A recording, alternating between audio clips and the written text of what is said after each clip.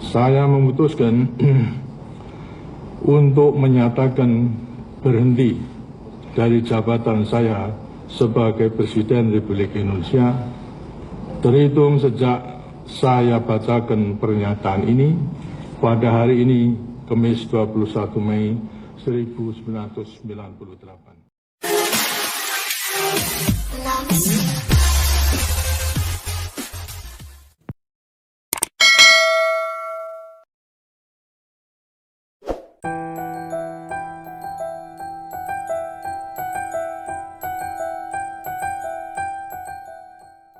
Soeharto dikenal sebagai Presiden kedua Indonesia.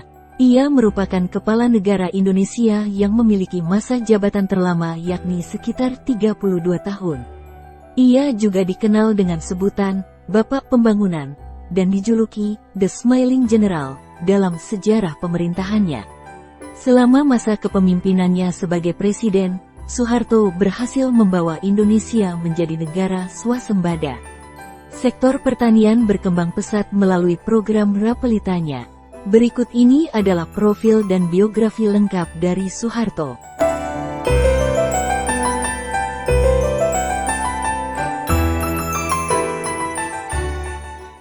Soeharto lahir pada tanggal 8 Juni tahun 1921 dari seorang wanita yang merupakan ibunya bernama Sukirah di dusun di Kemusuk Desa Argomulyo, Kecamatan Sedayu, Bantul, Yogyakarta. Kelahiran itu dibantu oleh dukun beranak bernama Mbah Kromodiryo, yang juga merupakan saudara Sukirah. Berbeda dengan anak-anak desa lainnya, Soeharto tidak perlu bekerja di sawah. Dalam usia yang sangat muda, ia disekolahkan oleh Kartosudiro.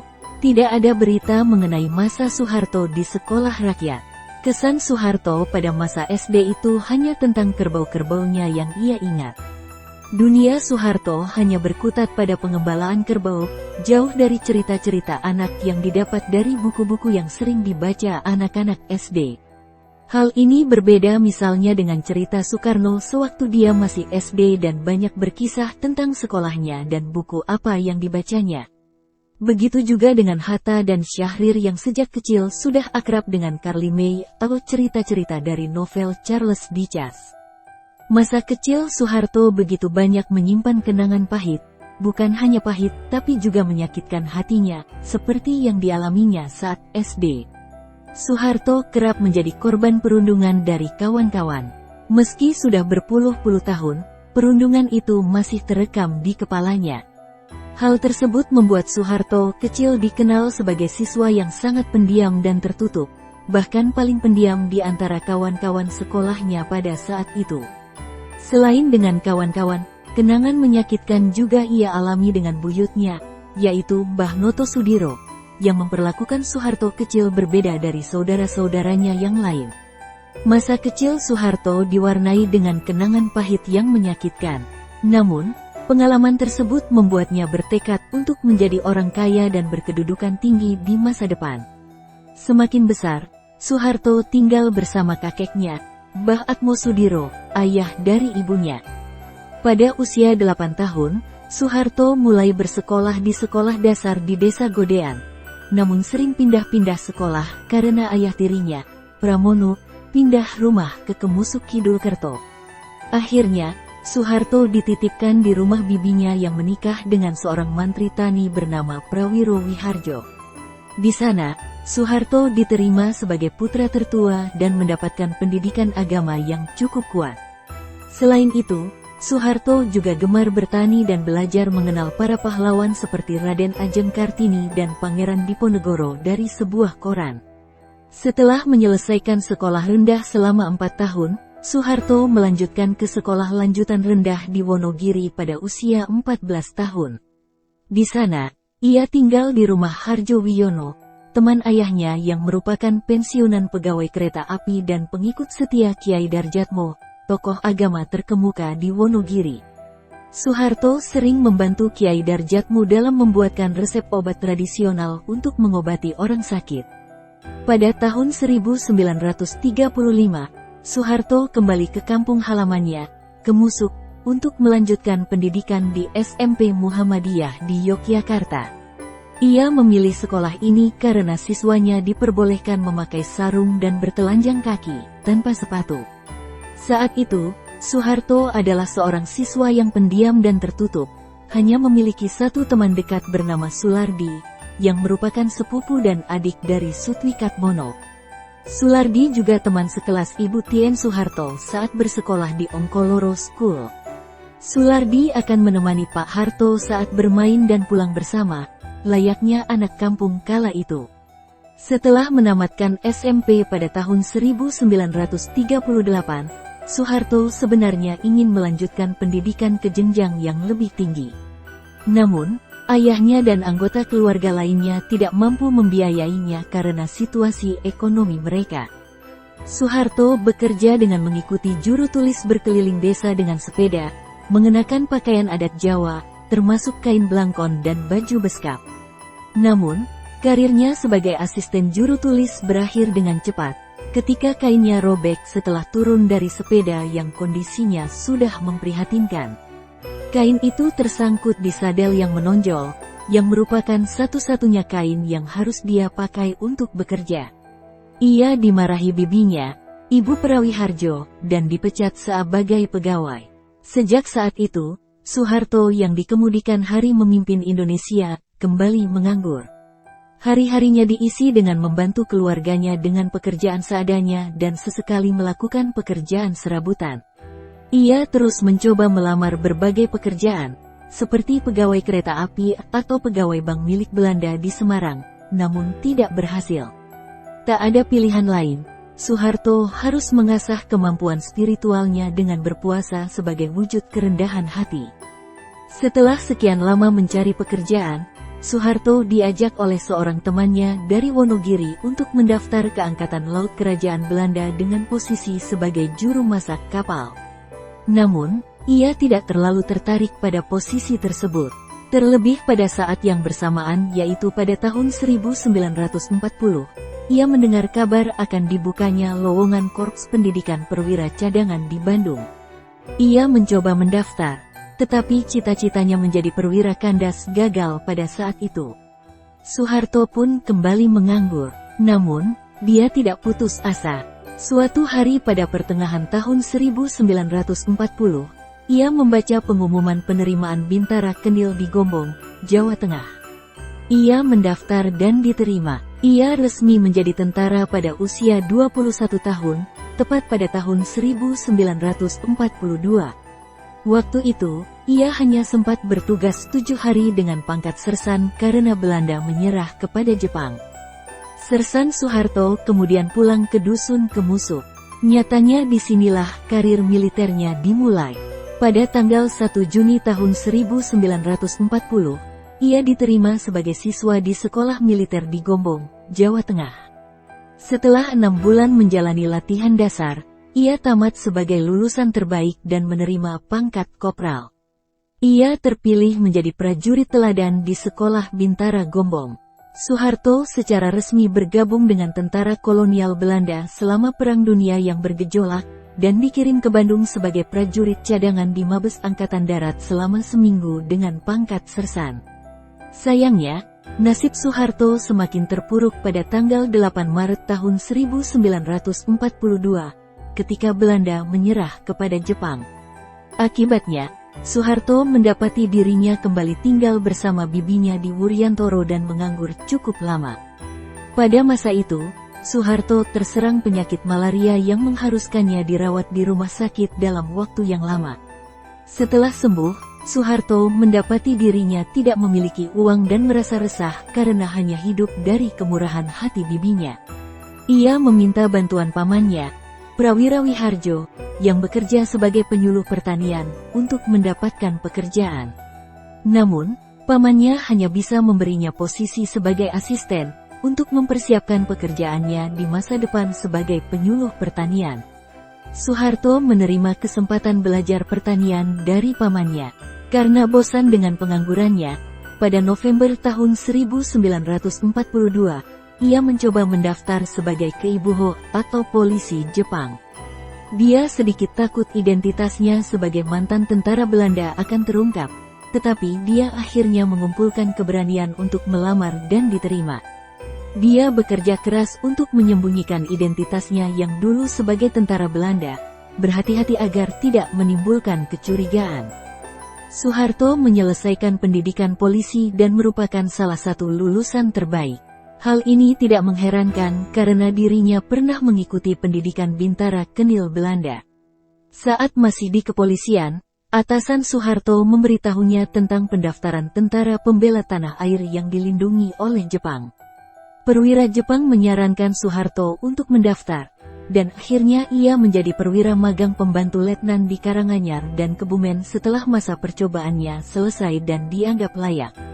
Soeharto melanjutkan pendidikan militer di Bogor, Jawa Barat dan diangkat menjadi Judaco atau Komandan Kompi di Asrama Peta Bogor. Di sana ia tinggal bersama-sama dengan putra Panji Singgih, teman seperjuangan Soekarno. Selanjutnya, ia menjadi Kodaco di Seibu markas besar Peta di Solo dan kemudian dimutasi ke kaki Gunung Wilis di Desa Selatan Madiun. Di sana, ia melatih prajurit Peta. Pada tanggal 17 Agustus tahun 1945, Indonesia resmi mengumumkan kemerdekaan dan Soeharto kemudian secara resmi diangkat menjadi anggota TNI pada tanggal 5 Oktober tahun 1945 dengan pangkat letnan. Berkat reputasinya dan pengalamannya di Peta, ia diangkat sebagai komandan batalion dengan pangkat mayor pada tahun 1946, dan pangkatnya kembali naik menjadi komandan resimen dan berpangkat letnan kolonel. Setelah berakhirnya Perang Kemerdekaan, Letkol Soeharto tetap menjabat sebagai komandan Brigade Garuda Mataram. Ia memimpin Brigade Garuda Mataram dalam operasi menumpas pemberontakan Andi Aziz di Sulawesi. Kemudian, ia diangkat sebagai Komandan APRIS Angkatan Perang Republik Indonesia Serikat Sektor Kota Makassar yang bertugas mengamankan kota. Pada tanggal 1 Maret tahun 1949, ia ikut serta dalam serangan umum yang berhasil merebut kota Yogyakarta selama 6 jam. Inisiatif ini muncul atas saran dari Sri Sultan Hamengkubuwono kepada Panglima Besar Sudirman bahwa brigade yang dipimpin oleh Letkol Soeharto segera melakukan serangan umum di Yogyakarta dan merebut kota itu selama 6 jam untuk membuktikan bahwa Republik Indonesia masih ada. Pada usia sekitar 32 tahun, pasukan dipindahkan dari markas divisi dan diangkat menjadi Komandan Resimen Infanteri 15 dengan pangkat Letnan Kolonel. Pada tanggal 3 Juni tahun 1956, ia diangkat menjadi Kepala Staf Panglima Tentara Teritorium di Semarang. Dari Kepala Staf, ia diangkat sebagai pejabat Panglima Tentara Teritorium Diponegoro. Pada tanggal 1 Januari tahun 1957 pangkatnya dinaikkan menjadi kolonel. Namun, perjalanan kemiliterannya juga pernah mengalami lembaran hitam. Ia pernah dipecat oleh Jenderal Nasution sebagai Pangdam Diponegoro pada tanggal 17 Oktober tahun 1959 karena terbukti menggunakan institusi militer untuk meminta uang dari perusahaan-perusahaan di Jawa Tengah. Kasusnya hampir dibawa ke pengadilan militer oleh Kolonel Ahmad Yani atas saran Jenderal Gatot Subroto. Namun, saat itu ia dibebaskan dan dipindahkan ke Sekolah Staf dan Komando Angkatan Darat di Bandung, Jawa Barat. Pada usia 38 tahun, Soeharto bersekolah di Sekolah Staf dan Komando Angkatan Darat di Bandung. Sebenarnya sudah terlambat baginya untuk mengikuti kursus yang biasanya diikuti oleh letnan kolonel yang akan naik pangkat menjadi kolonel. Soeharto dinaikkan pangkatnya menjadi Brigadir Jenderal pada tanggal 1 Januari tahun 1960 dan mendapatkan bintangnya meski hanya mengenyam pendidikan militer setingkat bintara sebelum menyelesaikan Sekolah Staf dan Komando Angkatan Darat. Banyak jenderal pada saat itu meragukan kemampuan intelektualnya untuk menjadi seorang jenderal, tetapi Soeharto juga dikenal sebagai perwira lapangan yang terampil selama perjuangan. Dengan kelebihannya adalah pengalaman, kecerdasan, intuisi, kepemimpinan, kecerdasan emosional, dan kemampuannya membaca setiap kesempatan. Meskipun ia tidak pernah mengenyam pendidikan formal maupun informal yang memadai atau kursus kemiliteran di luar negeri. Akhirnya atas bantuan Letnan Jenderal Gatot Subroto ia diangkat sebagai Wakil Kepala Staf Angkatan Darat. Pada tanggal 1 Oktober tahun 1961, sekaligus menduduki jabatan Komandan Korps Cadangan Umum Angkatan Darat yang dijabatnya sejak tahun 1961. Berusia 40 tahun, dan baru menjabat Panglima Komando Pertahanan Angkatan Darat pada tahun 1961, ia juga ditugaskan sebagai Atase Militer Republik Indonesia di Paris dan Jerman saat berusia 41 tahun. Pangkatnya kemudian dinaikkan menjadi Mayor Jenderal dan menjadi Panglima Komando Mandala Pembebasan Irian Barat dan merangkap sebagai Wakil Daerah Indonesia Timur di Makassar. Sekembalinya dari Indonesia Timur, Soeharto yang telah dinaikkan pangkatnya menjadi Maijen, dipanggil ke markas ABRI oleh Jenderal Abdul Haris Nasution dan kemudian diangkat sebagai Menteri Panglima Angkatan Darat dan segera membubarkan Partai Komunis Indonesia dan organisasi afiliasinya. Ia membentuk Komando Operasi Pemulihan Keamanan dan Ketertiban untuk menangkal gerakan G30S yang meletus pada tanggal 1 Oktober tahun 1965. 2 hari kemudian, pada tanggal 3 Oktober tahun 1965, Maijen Soeharto diangkat sebagai Panglima. Jabatan ini memberikan wewenang besar untuk melakukan pembersihan terhadap orang-orang yang dituduh sebagai pelaku G30S PKI. Pada pagi hari tanggal 1 Oktober tahun 1965, beberapa pengawal presiden dari Cakrabirawa di bawah pimpinan Letnan Kolonel Untung Syamsuri bersama pasukan lainnya menculik dan membunuh 6 jenderal. Di antara mereka adalah Jenderal Ah Nasution yang menjabat sebagai Menteri Koordinator Pertahanan dan Kepala Staf Angkatan Bersenjata, namun berhasil melarikan diri. Satu-satunya target percobaan kudeta yang selamat adalah Mayor Jenderal Soeharto, yang tidak secara terbuka menentang permintaan Partai Komunis Indonesia untuk mempersenjatai Angkatan Kelima. Selain itu, Soeharto adalah seorang nasionalis Indonesia, meskipun ia pernah ditentang oleh Presiden Soekarno. Penangkapan beberapa menteri yang diduga terlibat dalam gerakan tanggal 30 September dipandang oleh para pengamat internasional sebagai langkah untuk menumpas ABRI yang pro-Soekarno dan pro-komunis, yang ditujukan kepada TNI Angkatan Udara yang kepemimpinannya, khususnya Panglima TNI Komando Udara Omar Dhani, dianggap pro-Soekarno dan komunis. Ini akhirnya memaksa Soekarno untuk menyerahkan kekuasaan eksekutif. Pembersihan unsur-unsur komunis berujung pada eksekusi sekitar 500.000 tersangka komunis di Indonesia, kebanyakan warga sipil, dan kekerasan terhadap minoritas Tionghoa Indonesia. Soeharto disebut mendapat dukungan dari Chia dalam menekan komunis, dan 25 tahun kemudian, para diplomat Amerika mengungkapkan bahwa mereka telah menyusun daftar 5.000 nama untuk militer Indonesia.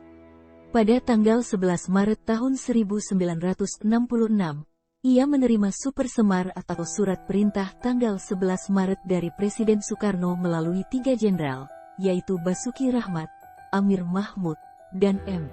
Yusuf. Isi Super Semar memberikan kekuasaan kepada Soeharto untuk dan atas nama Panglima tertinggi, pemimpin revolusi untuk mengambil tindakan yang diperlukan untuk menjamin keamanan, ketenangan, dan stabilitas pemerintahan dan revolusi. Keesokan harinya, pada tanggal 12 Maret tahun 1966, Letnan Jenderal Soeharto membubarkan PKI dan menyatakannya sebagai partai terlarang di Indonesia. Akibat situasi politik yang memburuk pasca pecahnya G30S PKI. Pada Maret tahun 1967, Soeharto yang telah dinaikkan pangkatnya menjadi Jenderal Bintang 4, diangkat sebagai penjabat presiden pada tanggal 1 Juli tahun 1966. Soeharto kemudian menerima penyerahan kekuasaan pemerintahan dari Presiden Soekarno melalui sidang istimewa MPRS pada tanggal 7 Maret tahun 1967. Soeharto diangkat sebagai penjabat presiden sampai pemilihan presiden oleh MPR. Jenderal Soeharto diangkat sebagai presiden pada tanggal 12 Maret tahun 1967, setelah pertanggungjawaban Presiden Soekarno ditolak MPRS. Soeharto menjadi presiden sesuai hasil sidang umum MPRS. Selain sebagai presiden, ia juga menjabat sebagai Menteri Pertahanan dan Menteri Keamanan. Pada tanggal 3 Juli tahun 1971, Presiden mengangkat 100 anggota DPR dari ABRI dan memberikan 9 kursi wakil dari Provinsi Irian Barat kepada wakil Golkar setelah menggabungkan kekuatan partai politik. Soeharto dipilih kembali sebagai presiden oleh Sidang Umum MPR pada tanggal 23 Maret tahun 1973 untuk masa jabatan keduanya. Saat ini, Sri Sultan Hamengkubuwono ke-9 menjabat sebagai wakil presiden. Pada usia 55 tahun, Soeharto memasuki masa pensiun dari dinas militer. Pencapaian puncak di dunia politik turut melengkapi kisah hidupnya sebagai seorang penguasa. Setelah mencapai posisi pucuk di Republik, kekuasaannya mulai menampakkan taringnya pada tanggal 20 Januari tahun 1978. Presiden Soeharto melarang terbitnya 7 surat kabar, yaitu Kompas, Sinar Harapan, Merdeka, Pelita, Indonesia Times, Sinar Pagi, dan Pos Sore. Beberapa di antaranya kemudian meminta maaf kepada Soeharto. Mundurnya Presiden Soeharto. Menghadapi tuntutan untuk mundur pada tanggal 1 Mei tahun 1998, Soeharto menyatakan bahwa reformasi akan dipersiapkan mulai tahun 2003. Ketika di Mesir pada tanggal 13 Mei tahun 1998, Presiden Soeharto menyatakan siap mundur kalau memang rakyat menghendaki, dan tidak akan mempertahankan posisinya dengan kekuatan senjata. Hanya berselang 70 hari setelah diangkat menjadi presiden untuk periode yang ke-7 kalinya, Soeharto terpaksa mundur dari jabatannya sebagai presiden. Soeharto lengser tepat pada tanggal 21 Mei tahun 1998, pukul 9 pagi waktu Indonesia Barat. Soeharto berhenti dari jabatannya sebagai presiden dan televisi layar kaca saat itu menyiarkan secara langsung detik per detik proses pengunduran dirinya. Dari tanggal 12 Mei hingga tanggal 20 Mei tahun 1998 berlangsung dalam jangka waktu yang sangat lama, namun kekuatan pada masa itu terus terkikis oleh berbagai aksi dan peristiwa. Aksi mahasiswa menyebar ke seluruh negeri, ribuan mahasiswa menggelar aksi di berbagai tempat. Mahasiswa Trisakti Jakarta menggelar aksi tak jauh dari kampus mereka. Peserta aksi mulai keluar dari halaman kampus dan memasuki jalan arteri serta berniat datang ke gedung MPR yang sangat strategis. Pada tanggal 12 Mei tahun 1997 sore, terdengar siaran berita tentang meninggalnya 4 orang mahasiswa Trisakti. Sehari kemudian, pada tanggal 13 Mei tahun 1998, jenazah keempat mahasiswa yang tewas diberangkatkan ke kediaman masing-masing. Mahasiswa yang hadir menyanyikan lagu Gugur Bunga. Tewasnya para mahasiswa disiarkan secara luas melalui pemberitaan radio, televisi, dan surat kabar. Kemudian, Presiden Soeharto menyerahkan pucuk pimpinan negara kepada Profesor Dr. B.J. Habibie setelah melaksanakan sumpah jabatan. Akhirnya, B.J. Habibie resmi memangku jabatan Presiden ketiga Republik Indonesia. Aksi mahasiswa menyebar ke seluruh negeri, ribuan mahasiswa menggelar aksi di berbagai tempat. Mahasiswa Trisakti Jakarta menggelar aksi tak jauh dari kampus mereka. Peserta aksi mulai keluar dari halaman kampus dan memasuki jalan arteri serta berniat datang ke gedung MPR yang sangat strategis. Pada tanggal 12 Mei tahun 1997 sore, terdengar siaran berita tentang meninggalnya 4 orang mahasiswa Trisakti. Sehari kemudian, pada tanggal 13 Mei tahun 1998, jenazah keempat mahasiswa yang tewas diberangkatkan ke kediaman masing-masing. Mahasiswa yang hadir menyanyikan lagu Gugur Bunga. Tewasnya para mahasiswa disiarkan secara luas melalui pemberitaan radio, televisi, dan surat kabar. Saya memutuskan untuk menyatakan berhenti dari jabatan saya sebagai Presiden Republik Indonesia terhitung sejak saya bacakan pernyataan ini pada hari ini, Kamis 21 Mei 1998. Kemudian, Presiden Soeharto menyerahkan pucuk pimpinan negara kepada Profesor Dr. B.J. Habibie setelah melaksanakan sumpah jabatan. Akhirnya, B.J. Habibie resmi memangku jabatan Presiden ketiga Republik Indonesia.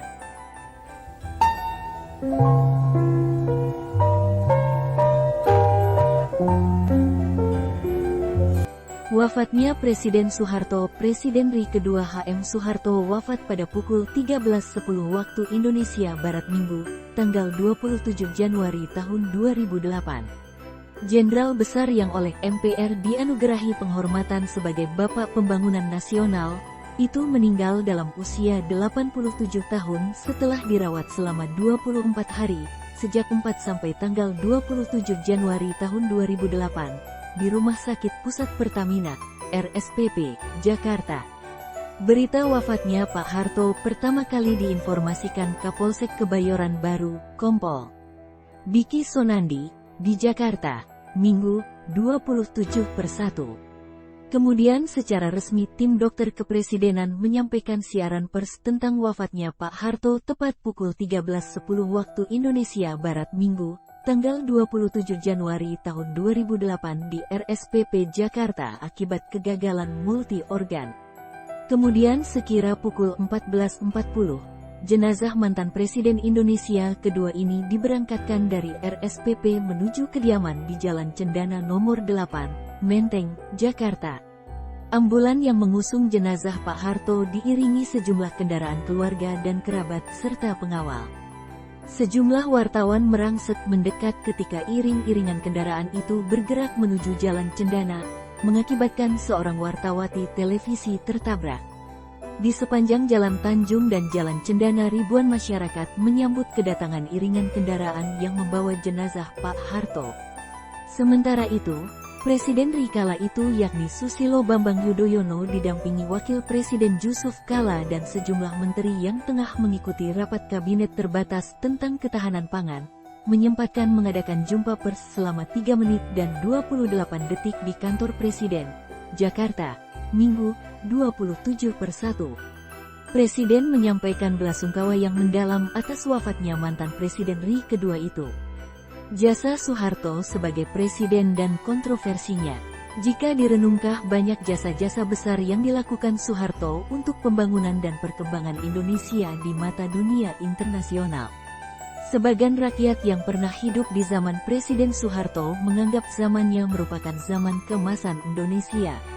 Karena harga-harga kebutuhan pokok yang murah di masa itu yang berbanding terbalik dengan zaman sekarang ini, pertumbuhan ekonomi yang stabil. Soeharto berhasil merubah wajah Indonesia yang awalnya menjadi negara pengimpor beras menjadi negara swasembada beras dan turut mensejahterakan petani. Sektor pembangunan dianggap paling maju melalui Repelita I sampai Repelita V. Keamanan dan kestabilan negara yang terjamin serta menciptakan kesadaran nasionalisme yang tinggi pada masanya. Di bidang kesehatan, upaya meningkatkan kualitas bayi dan masa depan generasi ini dilakukan melalui program kesehatan di Posyandu dan Kebon, sebuah upaya yang mengintegrasikan antara program pemerintah dengan kemandirian masyarakat. Di zamannya, program ini memang sangat populer dan berhasil. Banyak ibu berhasil dan peduli atas kebutuhan balita mereka di saat paling penting dalam periode pertumbuhannya. Itulah sekelumit jasa-jasa atau prestasi dari Presiden Soeharto, meskipun di samping jasa-jasanya tersebut banyak juga kegagalan di pemerintahannya seperti korupsi, kolusi dan nepotisme di masanya. Pembangunan yang tidak merata antara pusat dan daerah, sehingga memunculkan kecemburuan dari daerah seperti Papua. Dari banyaknya jasa Presiden Soeharto tersebut, sehingga banyak yang mengusulkan Soeharto sebagai pahlawan nasional Indonesia. Terlepas dari sejumlah pihak yang masih mempermasalahkan sejumlah kasus hukum atas Soeharto, fakta di dalam sejarah Indonesia menunjukkan bahwa ia juga memiliki jasa besar kepada Indonesia. Perjuangan Soeharto untuk Indonesia yang tercatat dalam buku sejarah bangsa ini, antara lain, pada masa revolusi fisik antara 1945 hingga 1949, pasca revolusi fisik antara 1962 hingga 1967 dan masa kepemimpinannya sebagai presiden, sosok Soeharto masih menjadi kontroversi hingga saat ini. Rakyat kecil mengingatnya sebagai pahlawan yang menyediakan bensin murah dan beras yang bisa dijangkau. Polemik soal gelar pahlawan bagi Soeharto pun masih penuh perdebatan. Sebagian setuju, sebagian menolak mentah-mentah. Sebagian menganggap Soeharto pahlawan pembangunan dan penyelamat Pancasila. Sebagian lagi menganggap Soeharto berlumuran darah atas berbagai aksi pembantaian selama peralihan Orde Lama ke Orde Baru dan seterusnya. Demikian jejak langkah mantan Presiden Soeharto. Semoga bermanfaat untuk generasi sekarang dan yang akan datang. Amin. Penak zaman kuto. Ngaman dito.